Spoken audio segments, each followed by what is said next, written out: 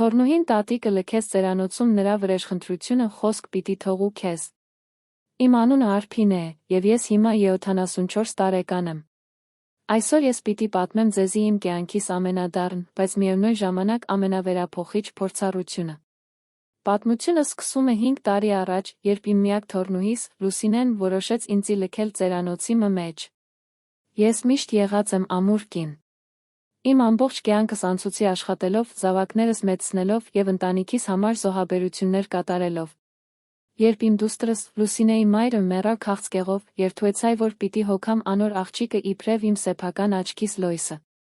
Լուսինեն 8 տարեկան էր, երբ կորսնցուց իր մայրը։ Ես վերցուցի զինք իմ տուն, մեծացուցի, սիրով պատեց, վարժարանական բոլոր ծախսերը հոգացի։ Տարիներ շարունակ ես աշխատեցա 2 աշխատանքի մեջ, որպեսզի Լուսինեն կրնար ստանալ լավագույն կրթությունը։ Արտուները սրճարանի մեջ սպասարկուհի էի, իսկ երեկոները մաքրություն կնեի գրասենյակներու մեջ։ Իմ ձեռքերս կցավ էին, իմ մարմինս կհոգներ, բայց երբ կտեսնեի Լուսինեի ժպիտը, ամեն ինչ արժեր։ Լուսինեն սկսավ համալսարան երթալ։ Ես վաճառեցի իմ ամենեն թանկագին զարդերս, իմ ամուսնության մատանին և մայրիկիս ականջողերը, որպեսզի վճարեմ անոր ուսման վարձը։ Ան ուսումնասիրեր բիզնես վարչություն և մեծ երազներ ուներ։ Ես հպարտ էի անով։ Կսեի անոր, թորս, տուն պիտի ըլլաս այն ամենը, ինչ որ ես չկրցայի ըլլալ։ Համալսարանի վերջին տարին Լուսինեն ծանոթացավ Արամի հետ։ Արամ հարուստ ընտանիքի զավակ էր, մեծ ընկերության տնօրենի որդին։ Սկիզբեն ես զգացի, որ այդ երիտասարդը չէր սիրեր Լուսինեն իսկապես, բայց թորս կուրացած էր սիրոյի մեջ։ Ըսի իմ մտահոգությունները, բայց Լուսինեն չզարմացավ։ Առաջին անգամ էր, որ կտեսնեի անոր աչքերուն մեջ զայրույթ իմ հանդեպ։ Երբ Արամ առաջարկեց ամուսնություն, Լուսինեն ուրախութենեն կընդվզեր։ Հարսանիքին համար ես հանեցի իմ խնայողությանս վերջին դրամը, 30 տարուան աշխատանքով հավաքած գումարը։ Ուզեցի, որ իմ թորս ունենա իր երազներու հարսանիքը։ $15,000։ Ամբողջ գումարը դույ Լուսինեին։ Ըսի, սա քու ապագայիդ համար է, իմ մանուկս։ Հարսանիքեն ետքը, Լուսինեն տեղափոխուեցավ Արամի հետ հարուստ թաղամասի մեջ գտնվող մեծ տունը։ Ես մնացի իմ փոքրիկ բնակարանիս մեջ։ Սկիզբը Լուսինեն կու գար զիս այցելելու շաբաթը 1 անգամ։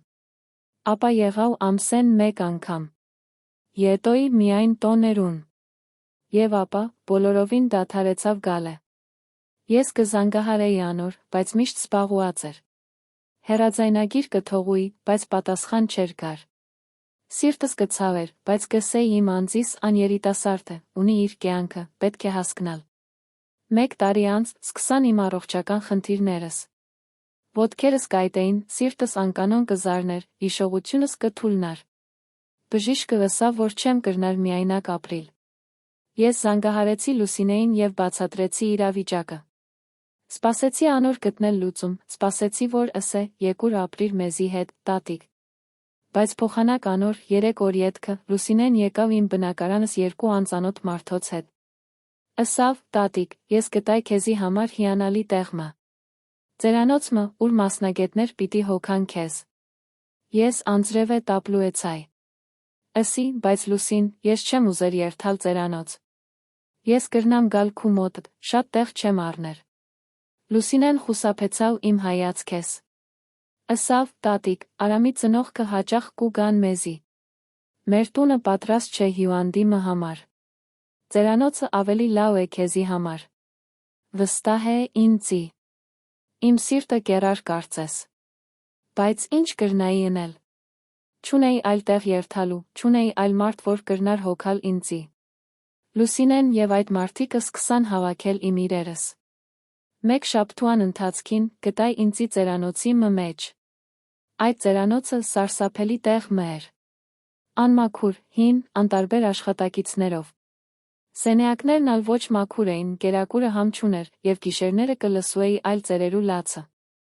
Ես կաղոթեի, որ Լուսինեն գար զիս տեսնելու, որ գիտնար, թե ինչպիսի պայմաններու մեջ էի։ Բայց ան չեկավ։ 1 ամիս, 2 ամիս, 6 ամիս անցան։ Ոչ մեկ այց, ոչ մեկ հեռաձայն զանգ։ Ես փորձեցի զանգահարել անոր, բայց իմ համար արգելափակուած էր։ Հասկացայի, որ իմ թորնուհիս ինձի լքեր է իսկապես։ Ձերանոցի մեջ ես ծանոթացայի Մարինեի հետ, ուրիշ տիկին մը, որ նույնպես լքուած էր իր ընտանիքեն։ Ան նախկին դատաբան էր։ Մարինե խրախուսեց ինձի, Արփինե, դուն իրավունքներ ունիս։ Այս պայմաններն ալ անօրինական են։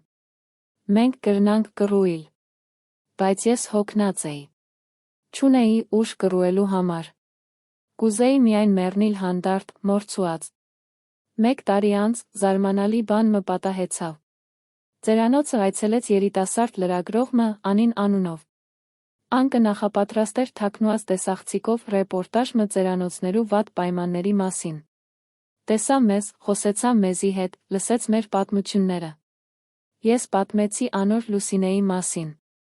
Պատմեցի, թե ինչպես զոհաբերեցի ամեն ինչ անոր համար եւ ինչպես ան լքեց զիս այստեղ։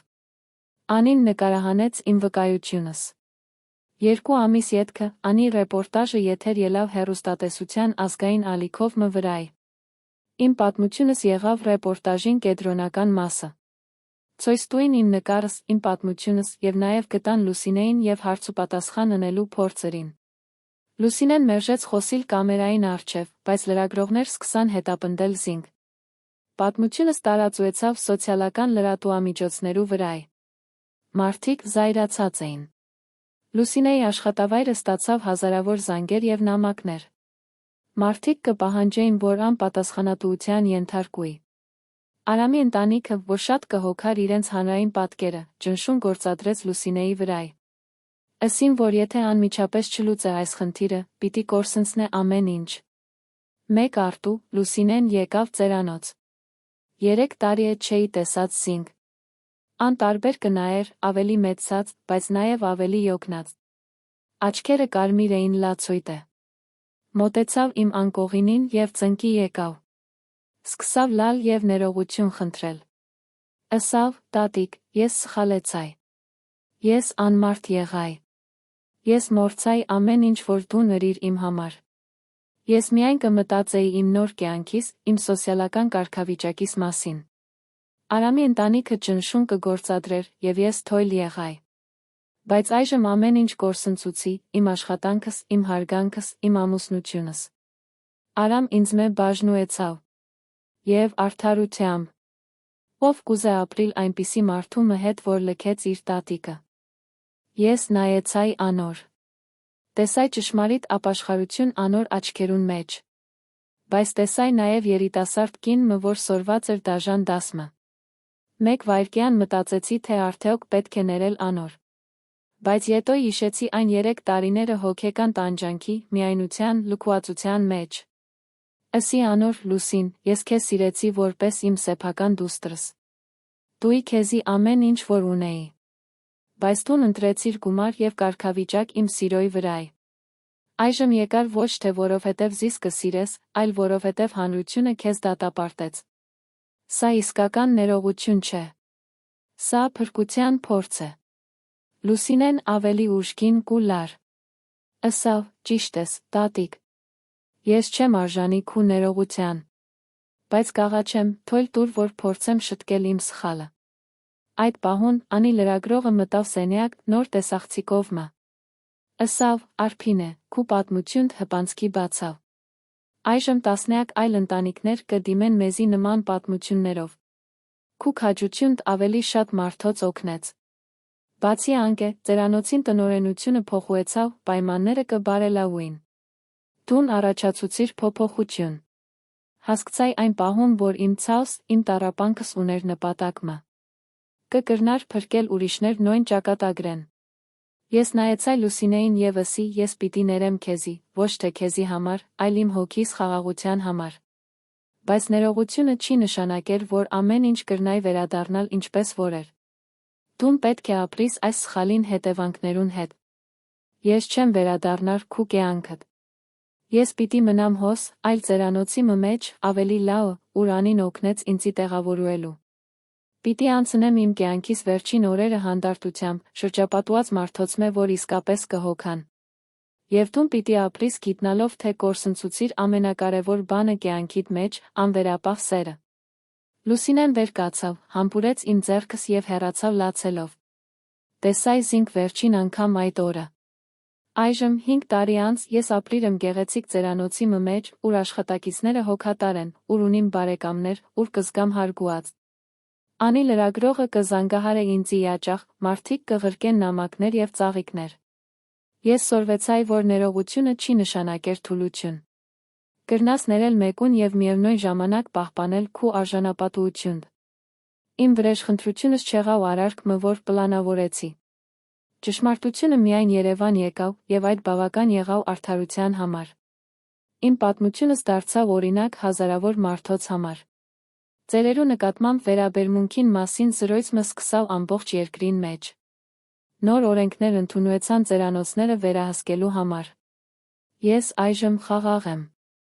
Ես պարտուած չեմ զգար։ Ես զգում եմ, թե իմ ցավս ուներ իմաստը։ Եվ կրծայի ուսուցանել Լուսինեին և բազմաթիվ ուրիշներու ամենակարևոր դասը, ընտանիքը, սերը, նույրումը հարստութեն է և կարգավիճակ է ավելի արժեք ունին։